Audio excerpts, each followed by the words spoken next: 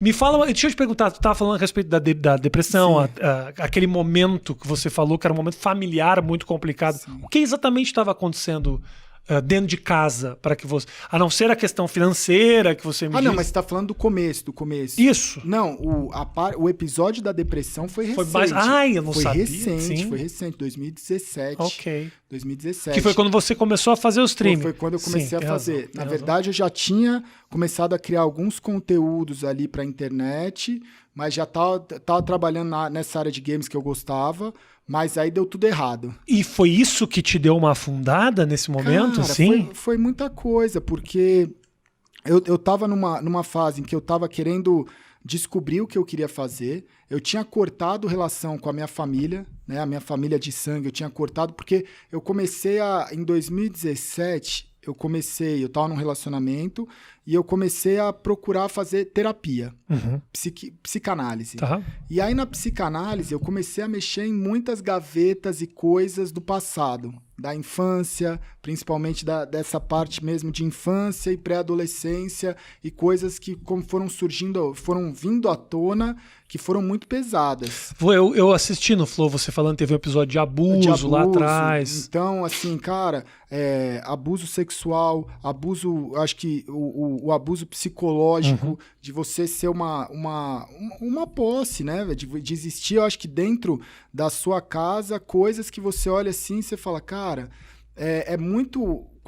Hoje eu olho e falo assim, putz, velho, eu queria ter uma família em que eu olho e falo assim, uma relação te tira um pouco da...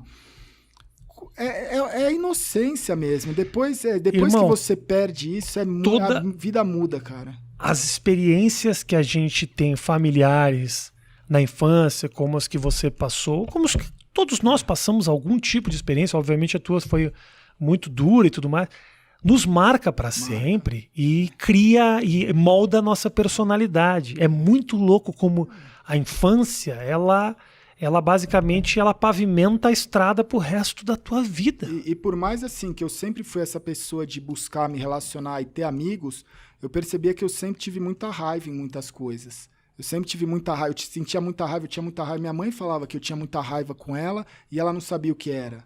Sabe? Só que o seu cérebro, ele vai de alguma forma bloqueando aquilo, deixando aquilo de lado, escondendo aquilo para você mesmo.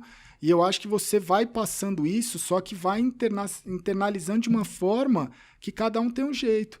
Então, eu olho assim e falo várias coisas. Hoje eu consigo entender as atitudes que eu tive na minha infância e na minha pré-adolescência, que eu falo, mano, que doideira, velho, não era culpa minha. Isso eu acho que é um negócio, porque eu virava e falava assim, mano, eu não quero ir pra balada. Quando eu era, tipo, sabe, negócio de matinê, eu odiava matinê. Eu odiava ver o relacionamento assim, tipo, eu nunca tive na época da pré-adolescência e da adolescência, aquele desejo louco de, nossa, eu preciso ficar com uma garota, eu preciso sair pra paquerar. Eu olhava aquilo e, de alguma forma, aquilo não me fazia bem. E eu não entendia o que era. E eu olhava e falava assim, mano, será que eu sou estranho? Né? Será que por que eu não sinto isso? Né? E várias outras coisas que eu acho que você vai vivenciando e que você não sabe o que está acontecendo, né? Em relações, às vezes você vê relações do seu amigo, da sua amiga, na casa dele, você olha a família, você olha e fala assim, nossa, é assim, sabe? Total. Então, eu acho que hoje eu olho e eu consigo entender e olhar e falar assim, caramba, velho, é uma paz de você saber que você não era tão diferente, né?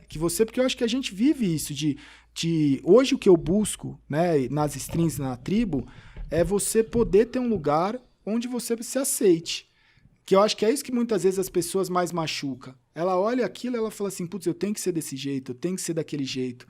E aí, eu acho que quem passa por isso mais sabe, assim, de você olhar e falar assim, caramba, velho, você não quer ser daquele jeito. Muitas vezes você nem sabe o porquê que você é daquele jeito, a culpa não é sua, mas você não consegue, a sua cabeça, ela fez com que quase que apagasse, e aí através de um trabalho de psicanálise ou alguma outra terapia, você relembra e traz muitas coisas que é muito duro, mas eu falo assim, mano, que bom que eu fiz, sabe? Que bom que é um negócio em que hoje todo aquele peso, eu acho que ter essa lucidez de saber que é uma merda, que eu não queria ter passado, que eu não desejo pra ninguém, não é legal, não forma, acho que caráter, não forma a resiliência, é outra coisa. Sim. Tipo, cara, você... as coisas que me trouxeram até aqui, eu não gostaria que filho nenhum tivesse isso, mas é o que me trouxe até aqui. Então, não é um motivo de Você está falando especificamente do episódio de abuso. Mas assim, eu acho que quando você tem o episódio de abuso, é uma das coisas, né? Porque ele acaba sendo uma semente de muitas outras coisas. Porque assim, o abuso sexual é uma coisa que ele te marca, ainda mais quando eu acho que é dentro de casa, numa relação, né, onde você tinha que ter a maior segurança do mundo. Com a sua mãe foi um exatamente. Né? Então, eu acho que assim, quando você tem esse tipo de coisa, é um episódio. Mas aí depois vem outra coisa de você, tipo, cara, você receber como se... É um golpe, né? De você dar o seu nome, que é o que você tem pro seu pai, não ter problema na empresa, e ele falir a empresa com o seu nome e você tem dívidas, né? Eu acho que são relações que você olha e fala assim, mano, que merda. Mas isso foi fazendo com que eu fosse criando um casco onde você fala assim, cara, eu vou sobreviver, eu vou ser uma pessoa que eu preciso lutar. Só que isso também te traz cicatrizes, isso também te traz marcas, isso te traz coisas que por mais que hoje a vida seja boa, eu acho que eu consigo tentar balancear ao máximo de olhar e falar assim, mano, que merda, né? Quando eu olho, eu falo assim, Deus, obrigado por tudo. Mas de vez em quando ainda te pega, de vez em quando ainda te... Pega, apesar de você ter conseguido direcionar essa energia de uma maneira muito produtiva e tudo mais, ainda você toma uns baques. Eu acho que é você ter a consciência de que você vem pra cá aprender alguma coisa. Se é isso que eu tenho que aprender, eu vou tentar levar da maneira melhor possível. E aí eu vou tentar ser grato, né? De virar e falar assim, cara, que bom que eu posso curtir coisas que hoje eu não poderia curtir, ou pode ser que em alguma outra vida eu não conseguia curtir. Claro. Então eu acho que você não consegue olhar e dar o valor quando você não sabe o quanto aquilo vale. Né? Então eu acho que assim, é aquilo que eu falo muitas vezes, eu falo, cara, você só dá valor ao seu pé quando você vira e chuta uma quina, ou você quebra o seu pé e você acorda e não consegue ir no banheiro. Exato. Você só sabe que você tem um dente quando o seu dente tá lá doendo tanto que você não consegue comer e fala, que merda, eu não consigo nem respirar de tanta dor de dente. Então, eu tento olhar e falar assim, cara, eu não vou olhar só as coisas ruins que aconteceram. Eu vou ser grato às coisas boas que estão acontecendo, mesmo que pareça que isso não é coisa boa, porque a pessoa, ela pega as coisas boas para ela e ela acha que aquilo ali é o que tem que acontecer, né? Tipo assim, eu tenho emprego.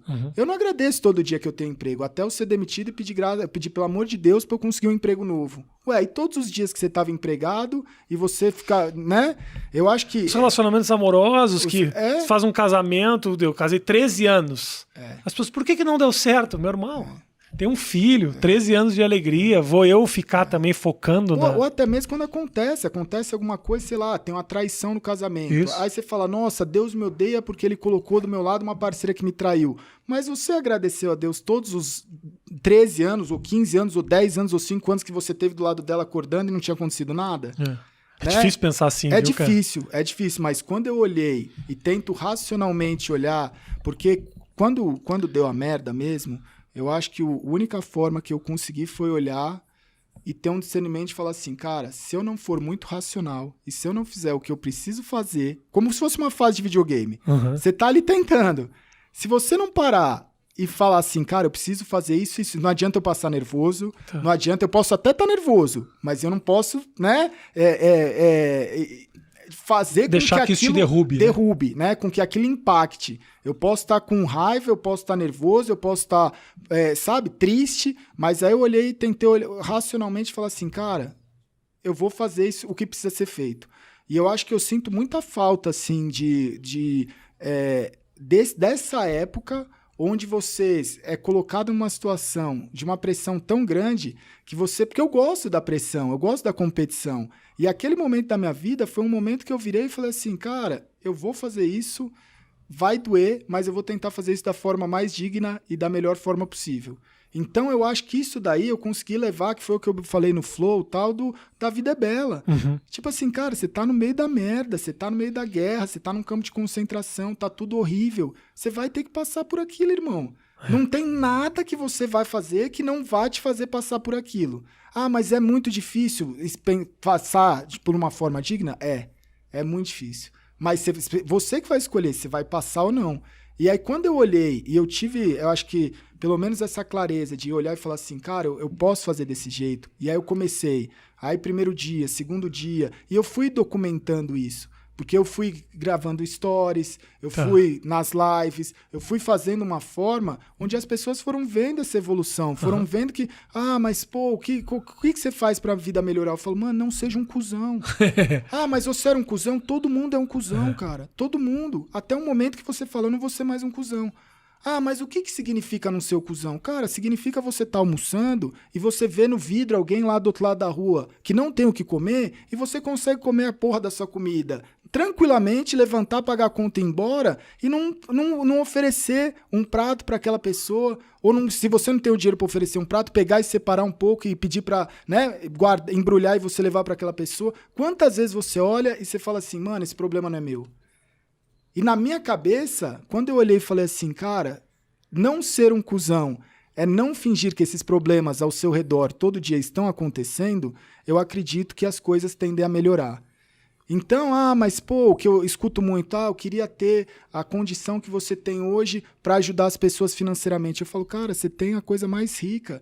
Porque você está falando que você não tem condição porque você está desempregado, que você está sem estudar, então você tem tempo, irmão. Você está na minha live aqui gastando seu tempo. Não que não seja bom, mas se você tem tempo, vai em algum lugar e ajuda com o tempo. Sim. Você vive num mundo onde você se engana dizendo que você gostaria de ter um dinheiro para ajudar os outros. Você gostaria só de ter o dinheiro. Ajudar os outros, porque tempo você tem. Entendo. Se você tem tempo e não ajuda, se você tiver dinheiro, você também não vai ajudar.